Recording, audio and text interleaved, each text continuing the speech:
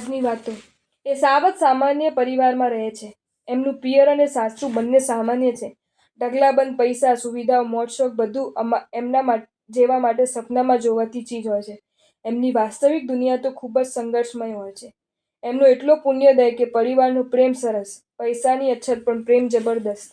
સાસુમાં પતિ એ અને નાનકડી ડીંગલી, સ્વભાવ બધાના મળતા, પ્રેમ બધાના છલકાતા, પછી વધુ શું જોઈએ? પતિને ટેકારૂપ થવા સીતા ઘરમાં સિલાઈનું કામ કરતી, જેનાથી ઘર ખર્ચમાં થોડો ઘણો સહારો રહેતો. સિલાઈ કામમાં નાના નાના ઓર્ડર તો મળી જાય, પણ પછી તેનું કામ ચાલુ કરવા પૈસા તો જોઈએ. ગ્રાહક તો વસ્તુ હાથમાં આવ્યા પછી પૈસા આપે, પહેલા પૈસા કાઢવા પડે, તે ક્યાંથી કાઢવા? સામાન્ય પરિવારમાં થોડા પૈસાની નાની વાત પણ મોટી વાત બની જતી હોય છે.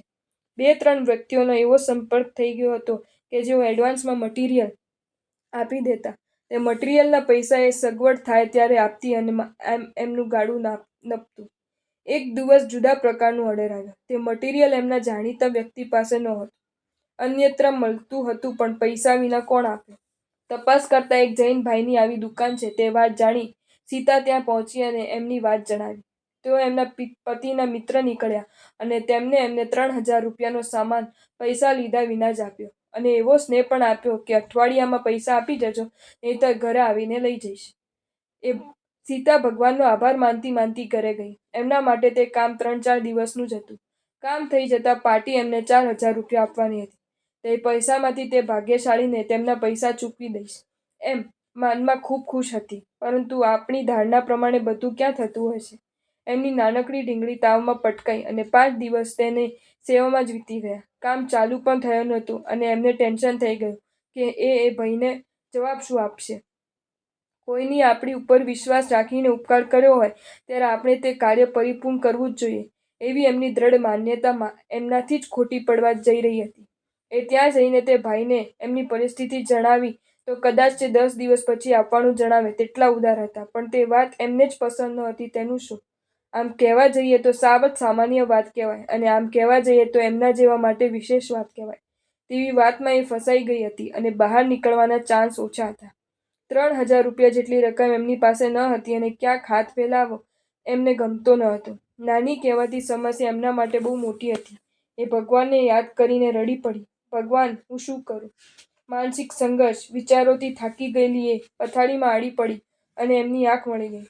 પરમ પૂજ્ય આચાર્ય ભગવાન શ્રી સિદ્ધેશ્વરજી મહારાજા ઉપર એમને ખૂબ જ આસ્થા. સપનામાં એ સાધના તીર્થ વિદ્યાશાળા દાદાના દર્શનાર્થે ગઈ. ત્યાં દાદાની સન્મુખ ભાવપૂર્વક દાદાના 27 ગણ્યા. દાદાનો પ્રભાવિક મંત્ર જાપ કર્યો અને ભાવિત હૃદય સ્તુતિગાન કર્યું. ખૂબ સ્વસ્થ થઈને એ એમના ઘર પાછી આવી. દરવાજો બંધ હતો તો બેલ માર્યો. એ જ સમયે એમની આંખ ખુલી તો એમના ઘરનો બેલ કોઈ વગાડી રહ્યું હતું. એ દરવાજો ખોલ્યો તો એમની સામે એમની ઉપર રહેતા બેન ઊભા હતા. સીતાએ તેમને અંદર બોલાવ્યા. તેમને પોતાનું પાકીટ ખોલીને એમને પૈસા આપ્યા અને કહ્યું કે અમારા ઘરની બધી બારીઓને પડદા લગાવવાના છે.